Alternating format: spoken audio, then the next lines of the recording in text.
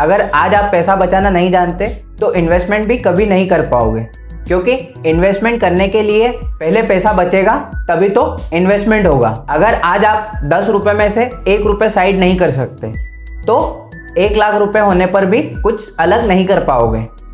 Amount problem नहीं है, problem होती है हमारी हैबिट। इसीलिए पैसा बचाना फाउंडेशन है, और अगर फाउंडेशन वीक हुई तो बिल्डिंग कभी भी स्ट्रॉन्ग नहीं बनेगी। यहाँ पर हम एक और गलती कर देते हैं, पैसा बचाना है तो बस सेविंग सेविंग सेविंग, लेकिन सेविंग फाइनेंशियली ग्रोथ नहीं देता है। फाइनेंशियली ग्रोथ मिलती है इन्वेस्टमेंट से। सेविंग आपको सेव बनाता है और इन्वेस्टमेंट फ्यूचर गोल को अचीव करता है। सेविंग का काम इमरजेंसी हैंडल करना, स्ट्रेस कम करना, अनएक्सपेक्टेड सिचुएशन में रेडी रहना। वहीं इन्वेस्टमेंट का काम फ्यूचर सिक्योर करना, वेल्थ बनाना, लॉन्ग टर्म फ्रीडम क्रिएट करना। सेविंग का काम अगर इमरजेंसी आ जाए तो आपकी इन्वेस्टमेंट नहीं तोड़ना पड़े।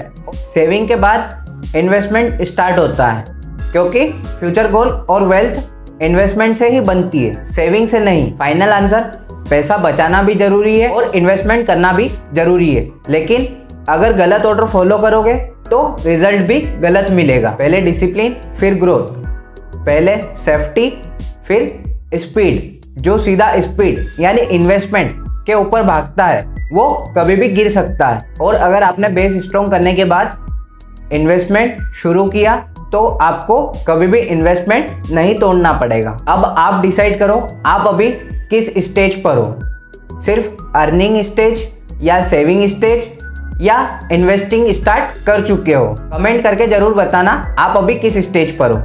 अगर आपको क्लियर रोड मैप चाहिए कि एग्जैक्टली किस सीक्वेंस में फाइनेंशियल सिस्टम बनाना है तो चैनल को जरूर सब्सक्राइब कर लो, क्योंकि यहाँ पर हम स्टेप बाय स्टेप आगे बढ़ रहे हैं। पैसा कमाना स्किल है, सेविंग करना डिसिप्लिन है और इन्वेस्टमेंट करना स्ट्रेटेजी है। अगर आपने ये तीनों चीज समझ ली तो आपको कभी फाइनेंशियल टेंशन नहीं होगी।